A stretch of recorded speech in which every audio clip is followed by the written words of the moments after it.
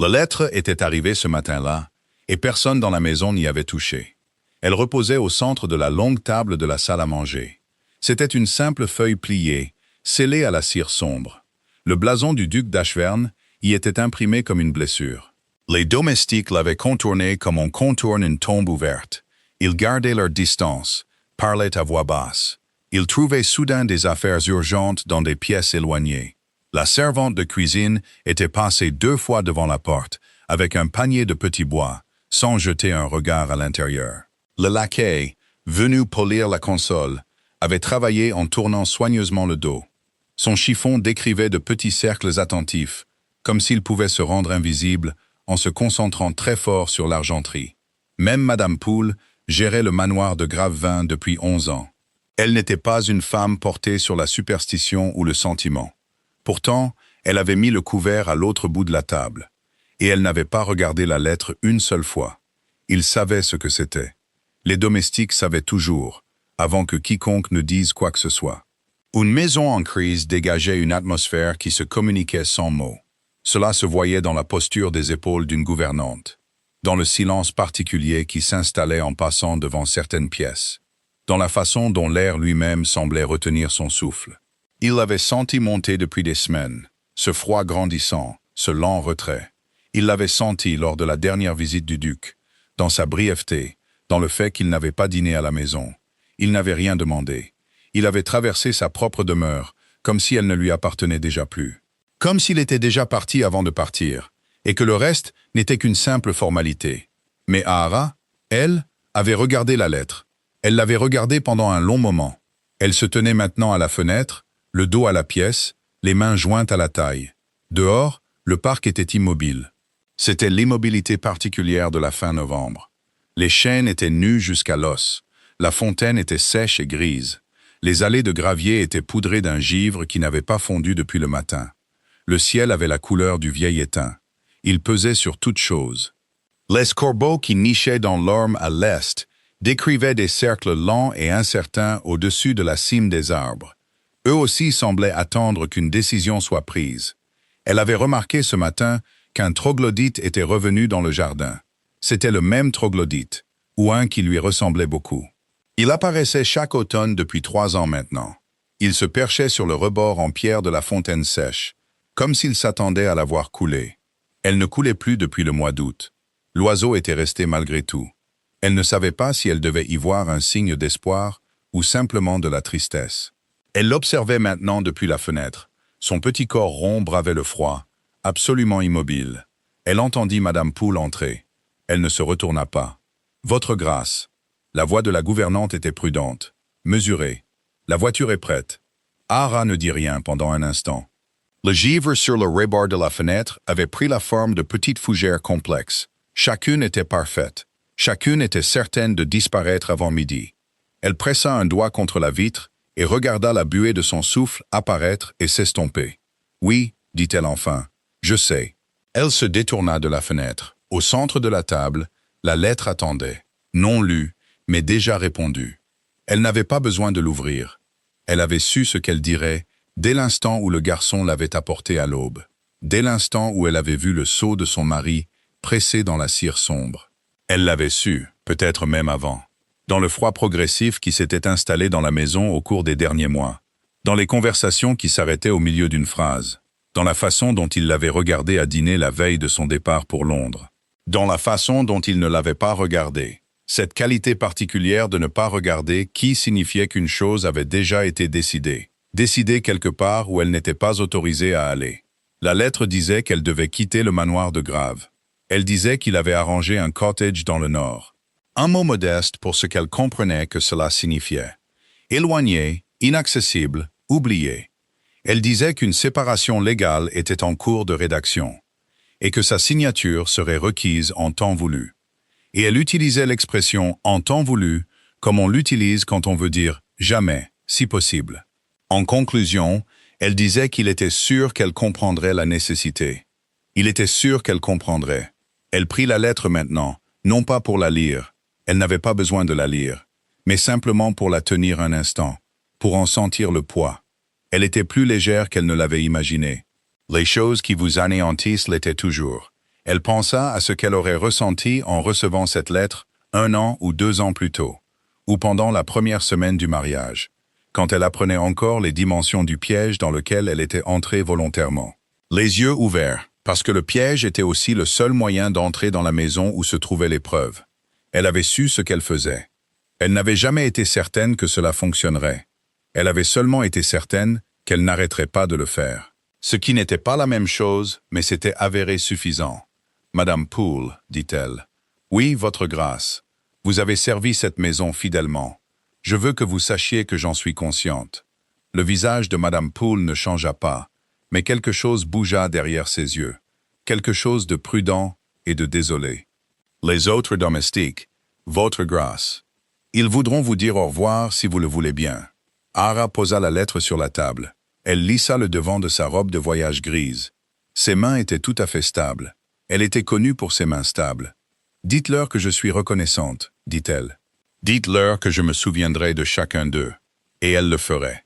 Elle était ce genre de femme, le genre qui se souvient. C'était peut-être la seule chose dangereuse chez elle, et la seule chose que son mari n'avait jamais comprise. Elle ne pleura pas lorsque la voiture s'éloigna.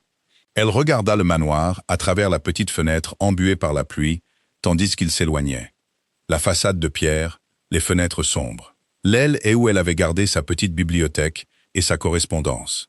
Et les quelques choses qu'elle avait apportées dans le mariage, qui étaient entièrement les siennes.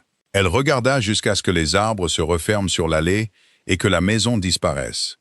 Le troglodyte était toujours sur le rebord de la fontaine lorsque la voiture passa le portail. Il la regarda partir de son œil noir comme une graine. Puis le portail se referma, et même cela disparut. Elle ne regarda plus en arrière. Il n'y avait plus rien derrière elle pour lequel il valait la peine de se briser. Elle regarda devant elle la route grise et le ciel gris, et elle pensa à ce qu'elle devait faire ensuite. Elle y pensait depuis très longtemps. Elle avait été patiente. Elle avait peut-être été plus patiente que la situation ne le méritait, mais la patience, avait-elle appris, n'était pas la même chose que la reddition. De l'extérieur, elle se ressemblait simplement. Seule la personne pratiquant l'une ou l'autre pouvait sentir la différence. La qualité particulière d'une personne qui attend de mourir, contre la qualité très différente d'une personne qui attend d'agir. Aravos, elle pensait à elle-même par son vrai nom maintenant. Pas le nom qu'elle avait pris avec l'Alliance et le voile 3 ans plus tôt. Elle n'attendait pas de mourir. Elle attendait. Son nom avant le mariage avait été Voss, et elle n'était pas la femme que le duc d'Ashvern croyait avoir épousée.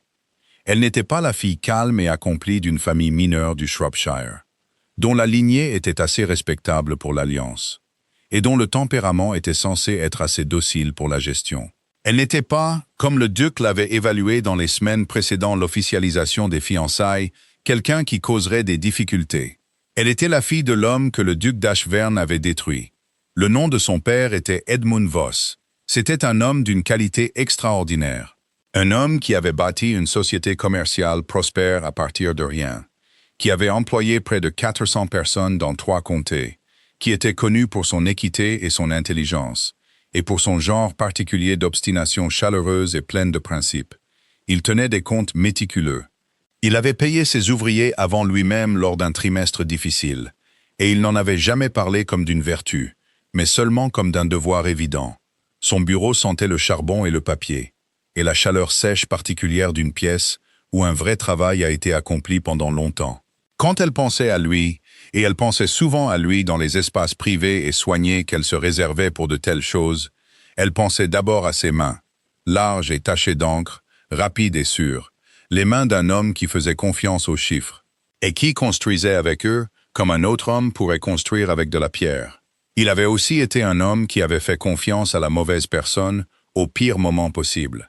Il avait fait confiance à un partenaire commercial, un homme au charme considérable et au compte douteux, qu'elle avait détesté d'instinct dès leur première rencontre, et dont elle n'avait pas prononcé le nom à voix haute depuis 3 ans, sans ressentir un petit éclair contrôlé de quelque chose qui n'était pas tout à fait de la rage, mais son voisin calme et déterminé. Ce partenaire avait entraîné le duc d'Ashvern dans une série d'investissements. Des investissements qui étaient, comme elle avait passé 3 ans à le confirmer tranquillement et méthodiquement, frauduleux dès le premier coup de plume. L'argent avait circulé de manière à obscurcir ses mouvements. Les signatures avaient été recueillies lors de longs déjeuners et après-midi. Dans l'atmosphère détendue d'hommes qui faisaient confiance à des hommes qui leur ressemblaient, on avait fait passer son père pour l'architecte de la fraude, parce qu'il était celui dont le nom propre et la réputation irréprochable faisaient de lui le visage le plus utile à présenter à l'enquête. Quelqu'un devait être sacrifié. Il avait été choisi avec soin. Son père était allé en prison. Son père y était mort à l'automne de l'année de ses 22 ans, d'une fièvre à laquelle un homme avec des ressources et des soins appropriés aurait survécu sans difficulté. Elle avait été autorisée à lui rendre visite 2 fois. La deuxième fois, il lui avait tenu la main. Il lui avait dit que le pire dans une cage n'était pas la cage elle-même, mais ce que la cage faisait supposer aux autres hommes sur la personne à l'intérieur. Elle avait pressé sa main libre à plat contre son genou pour l'empêcher de trembler. Et elle lui avait dit qu'elle savait. Il était mort 6 semaines plus tard, sans elle. Elle n'avait pas été prévenue à temps pour venir. Le duc d'Ashverne n'avait pas assisté aux funérailles. Il avait envoyé une note de condoléances à la famille survivante. Elle était très correctement formulée. Ara avait gardé cette note.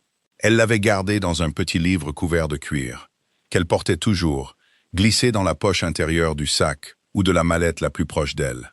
Elle l'avait lu de nombreuses fois, non par chagrin, mais pour l'effet stabilisateur de se souvenir précisément à qui elle avait affaire. La qualité particulière d'un homme qui pouvait mettre des mots de sympathie sur le papier, à propos d'un chagrin qu'il avait causé, et ne rien ressentir. Elle l'avait porté à l'église le jour de son mariage, sous la soie blanche, contre ses côtes. Elle la portait 3 ans plus tard, dans la poche de sa robe de voyage grise. Dans la voiture en direction du nord. Elle avait passé ces 3 années à apprendre. Elle avait appris les habitudes du duc, ses contacts, sa correspondance commerciale, les noms des hommes en qui il avait confiance, et les noms des hommes qui avaient des raisons de ne pas lui faire confiance. Elle avait appris lentement et soigneusement, sans attirer l'attention sur son apprentissage, la forme précise de ce qu'il avait fait à son père. Au 6e mois du mariage, elle avait localisé un ensemble de documents, dans le bureau secondaire de l'avocat du domaine, des documents qu'elle avait été autorisée à examiner lors d'une visite, menée sous le prétexte d'examiner un legs de charité, qui confirmait ce qu'elle soupçonnait déjà, et ajoutait 3 noms auxquels elle ne s'attendait pas. Elle avait mémorisé ces pages l'après-midi même. Elle avait tout noté ce soir-là, enfermée dans sa petite bibliothèque, d'une écriture si petite qu'il fallait une loupe pour la lire, sur du papier superposé à l'intérieur des plats arrière de 3 livres différents de sa collection. Ces livres se trouvaient actuellement dans une malle, dans le coffre de la voiture, en direction du nord. Elle n'avait pas eu besoin de les voler. Elle les avait listés par titre dans la lettre polie et brève qu'elle avait écrite au régisseur du domaine, les décrivant comme des volumes purement sentimentaux, sans valeur monétaire. Personne n'avait vérifié. Personne ne l'avait cru capable de quoi que ce soit qui vaille la peine d'être vérifié. Maintenant, elle était assise avec ses notes, la note de son père, et une patience qui n'avait jamais été la même chose que la résignation. Elle regardait la route grise se dérouler devant elle, et elle pensait à la façon dont une chose peut paraître terminée bien avant de l'être.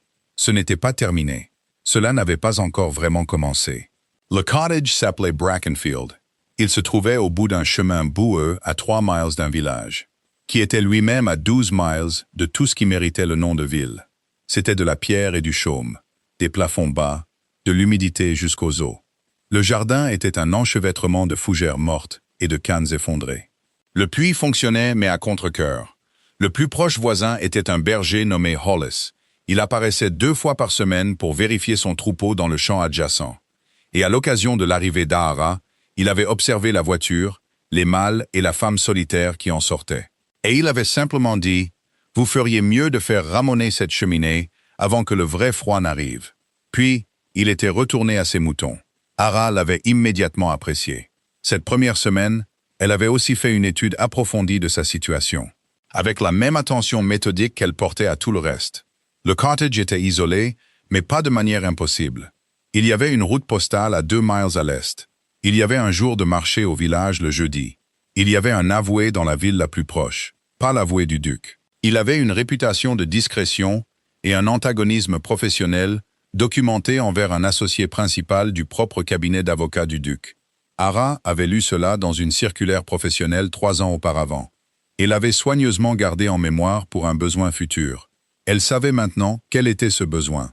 Elle envoya sa première lettre le 8e jour. Elle l'envoya avec le postier dont le nom était Thomas et qui avait 17 ans.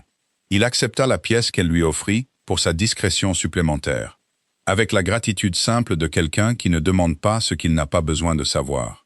La lettre était adressée à une femme à Londres nommée Constance Farrow. Elle était journaliste ou avait été journaliste, avant que la publication pour laquelle elle écrivait ne soit rachetée par des hommes qui préféraient leurs femmes décoratives et leurs nouvelles confortables, et qui écrivait maintenant sous 3 noms différents pour 4 publications différentes, et qui avait révélé 2 des scandales financiers les plus importants de la décennie sous n'importe lequel de ces noms. Ara avait rencontré Constance une fois lors d'une exposition de charité, 8 mois après son mariage. Elle s'était tenue devant le même tableau, un paysage marin gris du nord, une lumière d'orage sur une eau froide.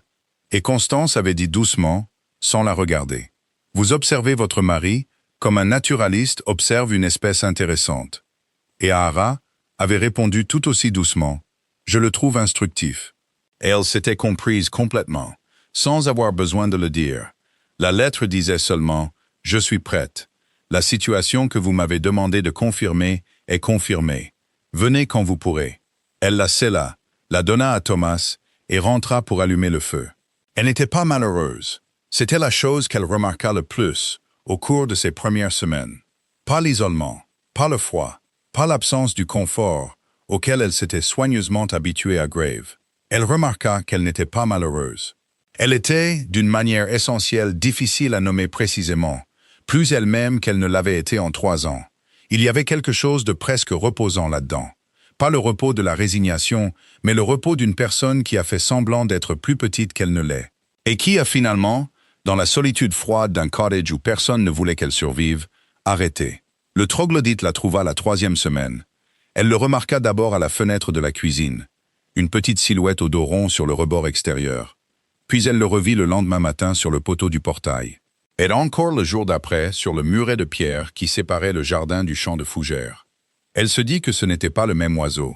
Il y avait des troglodytes partout en novembre, nichés dans toutes les haies d'Angleterre.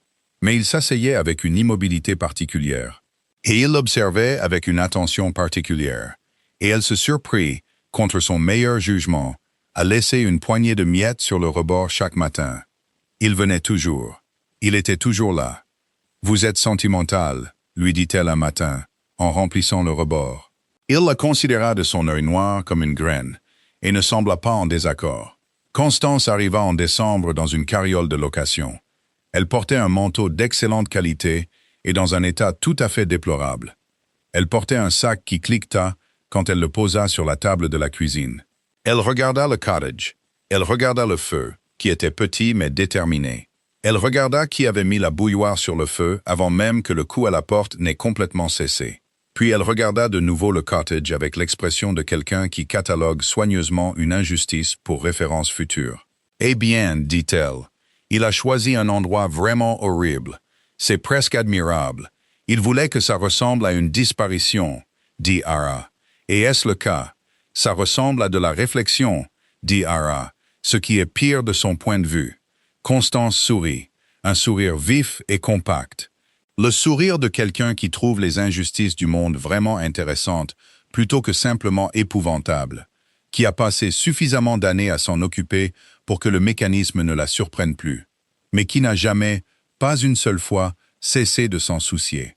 Elle ôta son manteau et ouvrit son sac. À l'intérieur, parmi les carnets, l'encre et une liasse de lettres bien serrées, se trouvait une épaisse enveloppe en manille. « J'ai fait mon propre travail, dit-elle. Je pense que vous devriez voir ce que j'ai trouvé sur l'investissement Harwick, le 3e signataire. » Ara s'assit à la table de la cuisine. « Dites-moi, dit-elle. » Constance lui raconta. Elle exposa les faits avec la précision qu'elle apportait à tout. Les dates, les noms, la trace écrite. La lacune délibérée dans la trace écrite, qui était elle-même une sorte de preuve. Et le témoignage qu'elle avait recueilli d'un ancien employé, maintenant âgé et malade, qui avait porté ce qu'il savait pendant 20 ans avec le fardeau d'un homme qui comprend que parler lui coûtera quelque chose, et que le silence lui a déjà coûté plus. 1 minute passa, puis 2. Dehors, le vent soufflait à travers les fougères mortes en longues et basses rafales. Le feu bougea. Le troglodyte sur le rebord de la fenêtre tourna la tête d'un côté à l'autre, comme s'il suivait la conversation avec un certain intérêt. Quand Constance eut terminé, Ahara resta assise un long moment sans parler. Ses mains étaient jointes sur la table devant elle. Elles étaient très immobiles. « Il savait, dit-elle enfin. Ce n'était pas une question. Il a tout dirigé. » Constant dit, « Votre père a été choisi spécifiquement parce qu'il avait un nom propre et pas d'ennemi puissant. Quelqu'un devait être le visage. Ashburn avait besoin d'un visage qui ne soit pas le sien. Le feu fit son bruit. Le vent fit son bruit. Les mains d'Ahara restèrent immobiles. Elle pensait aux mains de son père, à leur certitude tachée d'encre, et elle pensait à la note dans le livre couvert de cuir et à l'expression très correctement formulée. Et elle pensait au matin après le verdict, quand elle s'était assise dans une chambre empruntée dans une pension, et avait compris pour la première fois la forme complète et délibérée de ce qui avait été fait, et avait pris la décision qu'elle avait passé 3 ans depuis à mettre en œuvre. « Alors nous en avons assez, dit-elle. Nous en avons assez, acquiesça Constance. Elle leur servit à toutes les deux du thé, sans qu'on le lui demande, à la manière d'une femme qui a été dans suffisamment de pièces froides pour savoir que le thé n'est pas une courtoisie, mais un élément structurel. « Maintenant, dit-elle en posant la théière, dites-moi ce que vous avez. » Elles travaillèrent tout l'hiver. Ahara gérait les documents. Constance gérait les relations, le réseau de journalistes. L'avocat sympathique qui soupçonnait depuis longtemps l'implication du duc dans une autre affaire, et qui trouvait les preuves rassemblées à la fois convaincantes et professionnellement passionnantes. Le membre du Conseil de régulation financière qui avait perdu un ami dans une affaire similaire 20 ans plus tôt, et qui, il s'est avéré, n'attendait que quelqu'un pour lui présenter quelque chose de concret. Ahara écrivait des lettres de sa petite écriture précise, et les envoyait avec Thomas, qui en février avait cessé de poser la moindre question, et qui recevait sa pièce avec la digne tranquillité de quelqu'un qui comprend que certains travaux sont importants sans avoir besoin de connaître leur forme exacte. Il y eut des revers. Il y eut une semaine en janvier où l'un des contacts de Constance, un clerc d'avoué en ville, qui avait accepté de fournir un deuxième jeu de dossier confirmant les dates des transferts, se retira sans préavis. Il envoya une seule note laconique qui ne donnait aucune raison et n'en nécessitait aucune, car la raison était évidente. Quelqu'un l'avait contacté en premier. Ahara lut la note à la table de la cuisine, puis elle resta assise avec elle un moment. Puis elle la plia précisément, la plaça dans l'âtre et la regarda brûler. Et puis elle prit sa plume et commença à écrire au nom suivant sur une liste qu'elle avait compilée 5 mois plus tôt, dans l'attente que certains noms sur cette liste deviendraient finalement indisponibles. Elle avait prévu cela. Elle avait planifié, comme son père le lui avait dit un jour. Un bon registre doit prévoir les chiffres qui n'arriveraient pas à temps. Ce n'était pas de l'optimisme, c'était de l'architecture. Constance, revenant de Londres en février, avec de la boue sur son manteau et une nouvelle liasse de documents, et l'expression de quelqu'un qui n'a pas dormi depuis 2 jours et a trouvé cela énergisant plutôt qu'épuisant, dit simplement « Leclerc ». Et Ahara dit « Je sais, je l'ai remplacé ».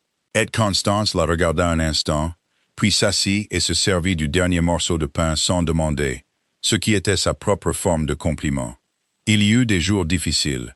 Il y eut un jour en janvier où une lettre arriva de l'avoué du duc menaçant d'une action en justice, en des termes soigneusement vagues, mais très clairement conçus pour effrayer. Ahara resta assise avec elle un long moment avant de répondre en des termes qui n'étaient pas vagues du tout et dont elle était certaine qu'ils seraient entre les mains du duc dans les 48 heures. Il y eut une nuit en février où un gel intense survint et une canalisation éclata. Et elle passa 4 heures à écoper l'eau du sol de la cuisine, la transportant dans la cour sombre dans des seaux, son souffle formant des nuages à la lumière de la lampe. Quand ce fut terminé, elle s'assit sur les pierres froides de la cuisine et se laissa sentir pendant exactement 5 minutes le poids total de tout. L'épuisement, le chagrin, la longue solitude accumulée de faire tout cela seule, dans un cottage qu'elle n'avait pas choisi, dans une vie qui avait été réduite à dessein. Elle ne laissa pas cela durer plus de 5 minutes. Elle se leva, remplit la bouilloire et se remit au travail. Hollis la trouva à 2 heures du matin avec le dernier seau. Il ne dit rien. Il alla chercher un deuxième seau et travailla à ses côtés en silence jusqu'à ce que ce soit terminé. Et quand ils eurent fini, il dit « Le tuyau sur le mur nord est toujours celui-là, et retourna à son cottage. Amara pensa, en le regardant partir, que c'était aussi une forme de grâce, pas le genre dramatique, pas le genre qui s'annonce, mais le genre qui arrive dans le noir avec un seau et ne demande rien. Elle ne pensait pas souvent à Grave. Quand elle le faisait, elle pensait à la fontaine et au bassin de pierres sèches et aux troglodytes attendant sur le rebord, alors que la voiture s'éloignait, la regardant de son petit œil non sentimental. Elle pensa « J'y retournerai, pas comme ce que j'étais, mais comme ce que je suis. » En Mars, Constance avait placé le premier article dans un journal financier de Londres, sous l'un de ses pseudonymes. Il était prudent et précis, et ne nommait pas directement le duc, mais il décrivait l'architecture de la fraude Harwick, avec suffisamment de détails pour que quiconque proche de l'affaire la reconnaisse immédiatement. En une semaine, 2 autres journalistes avaient repris le fil. En 2 semaines, une enquête formelle fut annoncée. Dans le mois, le nom Ashvern apparut dans la presse. La 3e fois qu'il apparut, il apparut à côté du mot témoignage et du nom Edmund Voss. Ara lut le journal de ce matin-là, près de la fenêtre. Dehors, le champ de fougères montrait les premières pousses gris-vert à ses racines. Le ciel était encore pâle, encore en quête, mais il y avait une qualité différente dans la lumière. La lumière d'un monde qui commençait à se souvenir que la chaleur était possible. Le troglodyte était sur le poteau du portail. Il était revenu plus tôt que prévu, ou n'était pas parti du tout. Elle plia le journal soigneusement et le posa sur la table. Elle pensa à son père. Pas l'homme en prison, pas l'homme sur le banc des accusés, mais l'homme avant tout cela. L'homme qui l'avait fait visiter sa maison de comptabilité à l'âge de 9 ans, et lui avait montré les registres et dit « Tout ici est réel, Ara. Chaque nombre signifie quelque chose de réel. Ne laisse jamais personne te dire que l'abstraction est acceptable à la place de la vérité. » Elle pensa à ses mains sur ses pages de registre. Elle pensa à combien il avait cru au poids du réel. Elle pensa qu'il aurait trouvé cela très intéressant. Elle pensa « J'aimerais qu'il soit là pour voir ça. » Elle posa ses mains à plat sur la table et respira. Elle ne pleura pas. Pas encore. Il y aurait un temps pour cela, et ce n'était pas ce matin-là. À Londres, à la même heure, le duc d'Ashvern lisait le même article à sa table de petit déjeuner. On avait fait venir son avoué la veille au soir. Son banquier avait livré une note en main propre. Son secrétaire avait disposé 3 autres lettres sur le plateau à côté du service à café, toutes écrites de la main d'hommes qui avaient été, jusqu'à très récemment, ses alliés. Il lut l'article 2 fois. Il le lut une 3e fois. Son café refroidit. Autour de lui, la maison était exactement comme elle l'avait toujours été. Le feu excellent, l'argenterie polie, le calme bon et ordonné d'une maisonnée qui ne savait pas encore qu'elle commençait à tomber. Et tout était faux. Il pensa à sa femme. Il n'avait pas pensé à elle depuis des mois. Il s'en était débarrassé comme il se débarrassait des choses gênantes, efficacement et sans sentiment, et s'attendait à ce qu'elle reste débarrassée. C'était la nature de tels arrangements. On déplaçait une chose gênante au bord du tableau, et elle y restait. Elle ne se réorganisait pas pendant que vous regardiez ailleurs. Elle ne passait pas un hiver dans un cottage emprunté à monter un dossier. Mais maintenant, en lisant la précision du reportage, sa logique architecturale soignée, la façon dont chaque pièce se connectait à la suivante sans faille, la façon dont il savait des choses de l'intérieur, des documents spécifiques, des dates spécifiques, la formulation particulière de lettres qui n'auraient jamais dû quitter certaines pièces. Il ressentit quelque chose auquel il ne s'attendait pas, une reconnaissance. Il l'avait sous-estimé. Il le comprenait maintenant avec la clarté qui arrive trop tard et n'arrive jamais doucement. Il avait regardé son sang-froid et l'avait interprété comme de la passivité. Il avait regardé sa patience et l'avait interprété comme de l'acceptation. Il avait regardé ses mains stables et en avait conclu qu'il n'y avait rien derrière elles qui vaille la peine de s'inquiéter. Il avait confondu l'absence de bruit avec l'absence de substance. Il avait été, il le comprenait maintenant, un imbécile de la variété la plus particulière, le genre qui prend sa propre intelligence pour la totalité de l'intelligence, et le paie lentement et d'un seul coup. Il prit son café. Il était froid.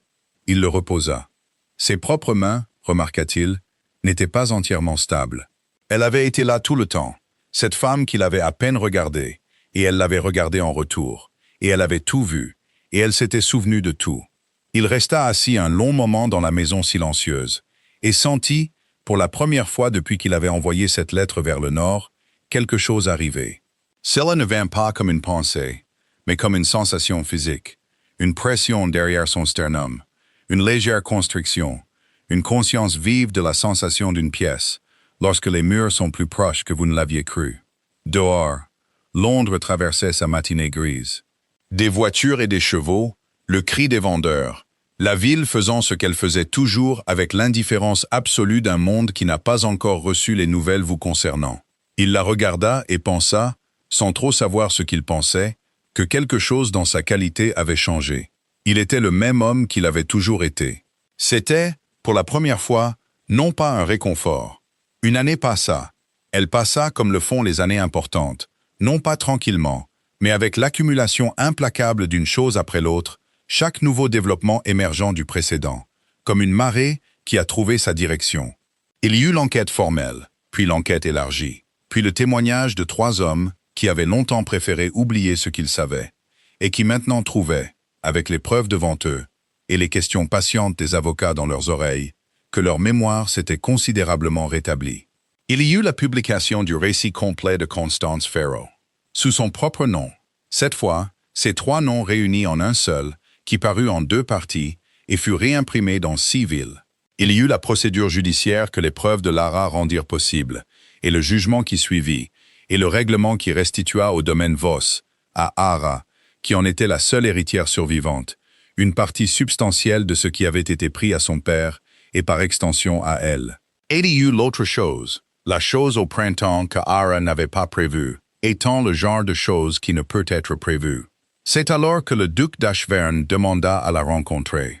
Elle reçut sa lettre à Brackenfield un matin d'avril, lorsque les fougères étaient devenues vertes, et que l'aubépine au bord du chemin était blanche de fleurs, et que le troglodyte chantait de quelque part à l'intérieur de la haie, avec un volume qui n'avait aucun rapport raisonnable avec sa taille. Je lus la lettre debout au portail, une main sur le poteau de pierre, et elle se permit de ressentir tout le poids du moment, avant de décider quoi en faire. Il n'avait pas écrit ce à quoi elle s'attendait. Elle s'était préparée à un langage juridique, ou au langage de la gestion de crise, ou même à une fureur froide, quelque chose qu'elle pourrait mettre de côté sans difficulté.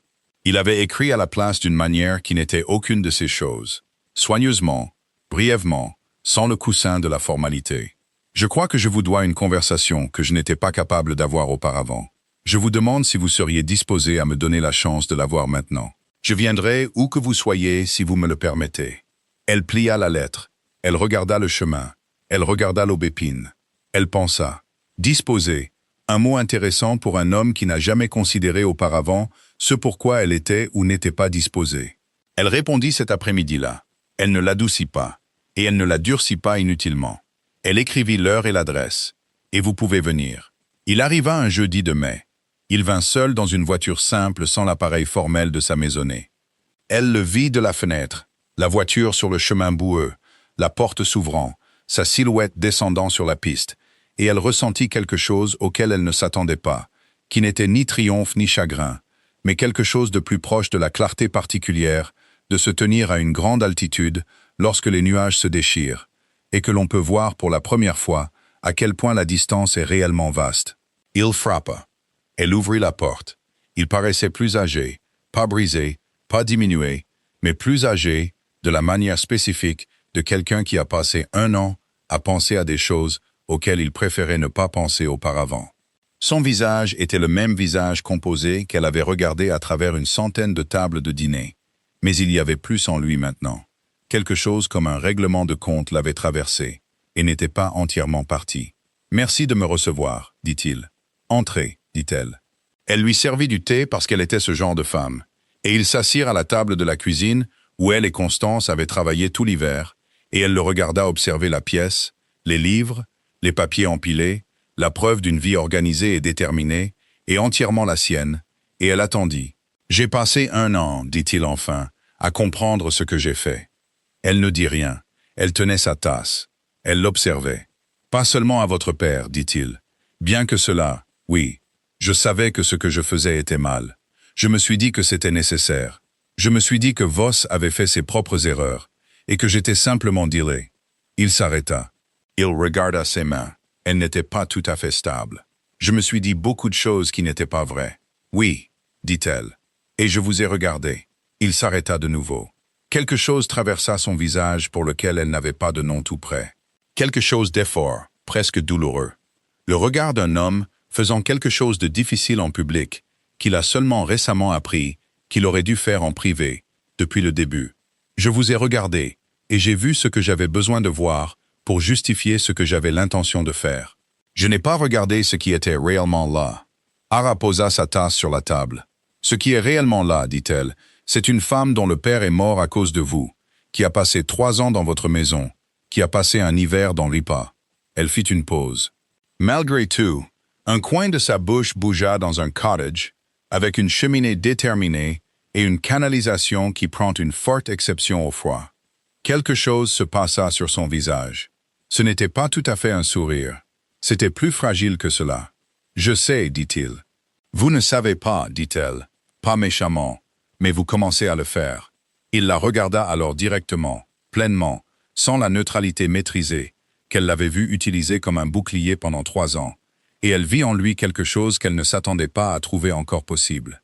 Elle vit le chagrin honnête de quelqu'un qui s'affronte sans broncher, sans gestion, sans la performance soignée du remords qui ne contient aucun coup réel. Elle ne lui pardonna pas à ce moment-là.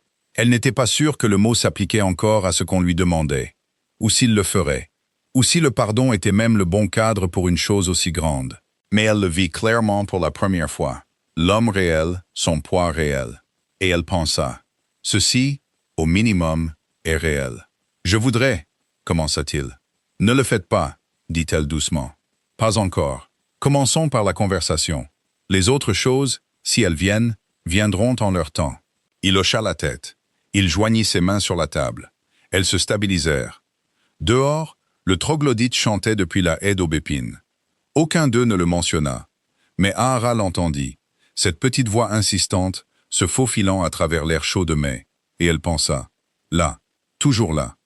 L'automne suivant, les procédures étaient entièrement terminées, et la question du manoir de Gravevin avait été résolue en des termes qu'Ahara trouvait, sinon satisfaisants dans un sens simple, du moins honnête, ce qu'elle avait fini par comprendre être la meilleure norme. Elle y retourna en octobre, la semaine où le premier vrai froid arriva, lorsque les chênes le long de l'allée jaunissaient, et que le ciel était redevenu de son poids d'étain, et que les allées de gravier commençaient juste à montrer le givre qui tiendrait jusqu'au printemps. Le manoir parut étrange au début, trop grand, trop résonnant, les pièces portant la qualité d'espace qui ont été vidées d'une chose et pas encore remplies d'autre chose, cherchant encore ce qu'il pourrait devenir. Qu'elle le parcourut lentement le premier matin, touchant les cadres de porte et les rebords de fenêtres, non par sentiment, mais par besoin d'en prendre la mesure, de sentir ce à quoi elle était revenue, et ce à quoi elle n'était pas revenue. C'était, conclut-elle, une maison qui ne savait pas encore de quoi elle était capable, ce qui semblait, à sa manière, exactement juste.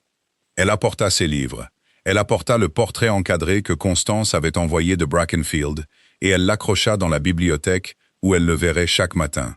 Elle apporta le petit livre couvert de cuir, avec la note de son père à l'intérieur, et elle se tint au bureau de la bibliothèque ce premier matin avec lui dans ses mains, avec la lumière froide d'octobre entrant par les fenêtres orientées à l'est, et l'odeur de la maison encore inconnue autour d'elle. Pierre et vieille cire, et la solennité poussiéreuse particulière des pièces qui ont été fermées pendant une saison. Et elle pensa à ce que cela signifierait de le poser, pas de le détruire. Elle avait pensé à le détruire dans les premiers jours à Brackenfield, lorsque sa colère était la plus vive et la plus déterminée, et elle avait cru que lorsque le travail serait terminé, elle voudrait se débarrasser de chaque artefact de celui-ci. Elle s'était trompée à ce sujet. La note n'était pas un artefact de sa colère. C'était un fait de la vie de son père et de sa mort, et de l'hypocrisie très correctement formulée qui avait accompagné les deux. Et elle était la personne qui portait les faits de sa vie. Et elle pensait qu'il y avait quelque chose d'important dans le fait de porter, non pas comme une blessure, mais comme un enregistrement, comme le genre de témoin qu'une personne devient lorsqu'elle choisit de ne pas détourner le regard. Mais elle n'avait plus besoin de la lire. Elle le comprenait maintenant, debout dans la bibliothèque d'une maison qui était enfin, en droit et en vérité, la sienne. Elle l'avait lue suffisamment de fois pour la porter en elle sans le papier. Elle pouvait la poser. Elle la posa sur le bureau, fermée, dans le coin où elle la verrait sans la chercher. Elle recula. Elle la regarda un instant. Puis elle alla trouver le régisseur du domaine et lui posa des questions sur la fontaine. Elle fut réparée en novembre. Pas une grande entreprise, simplement une question de canaux bouchés et de raccords en pierre remplacés. Et quand l'eau arriva, elle arriva avec le son que l'eau fait lorsqu'elle retourne à un endroit d'où elle a été absente. Le son d'une chose reprenant sa nature, sans hâte et propre, comme si aucune interruption n'avait eu lieu du tout. Ara se tenait à côté d'elle, dans la faible lumière de l'après-midi, et la regardait couler. Elle avait demandé qu'un potager soit aménagé là où se trouvait la partie formelle, et qu'une nouvelle plantation d'aubépines le long de la limite soit faite, ce qui prendrait des années pour atteindre sa pleine hauteur. Son père avait cru en l'investissement dans des choses que l'on ne vivrait pas pour voir achever. Elle apprenait à y croire aussi. Le troglodyte vint avec elle à Grave Vane, où il revint. Elle maintenait un agnosticisme privé sur la question, bien que Hollis, qui était descendu de Brackenfield pour gérer le domaine, et qui avait une facilité déconcertante avec les choses qui comptaient vraiment, et dit une fois, sans lever les yeux de son travail. « C'est le même », d'un ton qui clôturait entièrement le sujet. Il construisit son nid dans la nouvelle aubépine le long du mur Hesse, et son chant se propageait à travers le jardin les matins où le givre était encore sur tout, et la lumière commençait juste à trouver son chemin, et il avait la qualité de quelque chose qui a trouvé, après une longue incertitude, précisément où il veut être. Le duc d'Ashverne vint à Grave Vane pour la première time en décembre. Il vint en visiteur, pas en tant que propriétaire, car la question de la propriété avait été résolue avec tout le reste, et la maison était maintenant sienne en droit, comme elle l'avait été en travail pendant 1 an. Il vint l'après-midi, lorsque la lumière devenait déjà fine et dorée sur les bords, lorsque l'aubépine le long du mur était nue, et que le gravier était dur comme du fer à cause du gel, et il se tint à l'entrée et regarda la maison un moment avant de frapper. Elle le vit de la fenêtre de la bibliothèque, cette immobilité particulière d'un homme observant quelque chose dont il n'est plus sûr d'avoir le droit, quelque chose qu'il a endommagé et qui a été transformé en quelque chose qu'il n'avait pas anticipé et ne peut pas entièrement lire. Il resta là assez longtemps pour qu'elle ait le temps de remarquer l'immobilité et de penser à ce que cela signifiait avant qu'il ne lève finalement la main pour frapper. Elle répondit elle-même à la porte. Elle avait donné son après-midi à la gouvernante. Il entra, et il regarda ce qu'elle avait fait. Les pièces réarrangées, les livres le long des murs où il y avait eu des ornements, le potager visible par la fenêtre arrière où se trouvait la partie formelle, la preuve modeste et compétente partout d'une femme qui avait démonté une maison jusqu'à ses os honnêtes et la reconstruisait comme quelque chose de vivable plutôt que d'impressionnant. Et il ne dit rien pendant un moment. Elle ne le poussa pas. Elle avait passé assez de sa vie dans des pièces avec cet homme, à gérer des silences dans lesquels il était trop à l'aise. Ce silence était le sien. Elle le laissa s'installer. « Ça vous va bien ?» dit-il enfin, et elle pensa que c'était la chose la plus juste qu'elle l'ait jamais entendu dire. Il vint prudemment au cours de ces mois. Il vint comme quelqu'un qui apprend encore que la prudence n'est pas la même chose que la froideur, qu'une personne peut être à la fois présente et retenue, que se tenir honnêtement dans la vérité de ce que l'on a fait n'est pas la même chose que d'être écrasé par elle, si l'on est prêt à continuer à se tenir debout. Il était prêt. Elle pouvait voir qu'il était prêt. Ce n'était pas une petite chose à voir. Il y eut un soir de ce premier hiver, avec le feu qui brûlait bien, et l'obscurité dehors pleine de vent, et l'aubépine tapant contre la vitre, où ils s'assirent dans la bibliothèque, sa bibliothèque, restaurée et remaniée, et rendue entièrement sienne. Et il dit, en regardant le livre dans ses mains, et non elle, « Je pense que j'ai été un homme très différent de l'homme que je croyais être. » Ara le regarda un long moment. Elle pensa au registre de son père. Elle pensa au poids du réel et au coût de l'abstraction et à la discipline particulière requise pour regarder un vrai chiffre et ne pas reculer devant ce qu'il signifie. « Oui, dit-elle, mais vous êtes ici maintenant. » Il leva les yeux. Elle le regarda en retour. Le feu fit son bruit. Le vent fit son bruit. Entre eux. La question qui n'avait pas de réponse nette et pas de résolution hâtive. Seulement le long et patient travail de 2 personnes décidant lentement et honnêtement ce qui pouvait être construit à partir des ruines de ce qui avait été. Vivant, dit-elle. Le mot atterrit doucement, comme le font les vrais mots quand une personne ne les joue pas, mais les dit simplement, enfin, clairement. Dehors, dans l'obscurité de la haie d'aubépine, Le troglodyte était immobile, comme le sont les troglodytes la nuit, replié sur lui-même, niché dans la chaleur de sa propre petite et suffisante architecture, patient dans le froid, attendant sans désespoir la lumière dont il savait, avec la certitude absolue d'une créature qui a survécu à chaque hiver qu'elle a jamais rencontré, qu'elle viendrait. Elle était venue avant, à travers la fontaine sèche et le départ, à travers le cottage froid et la canalisation cassée, et la longue obscurité de février, et les lettres qui demandaient du courage pour être écrites, et les jours où le courage ne venait pas facilement, et devait être construit à partir de choses plus petites. Du thé de Hollis avec un seau, du manteau vert de Constance, de la poignée de miettes sur le rebord de la fenêtre, et du petit oiseau sérieux qui venait toujours pour elle. Elle était venue à travers tout cela, la lumière. Elle était toujours venue. Elle viendrait encore.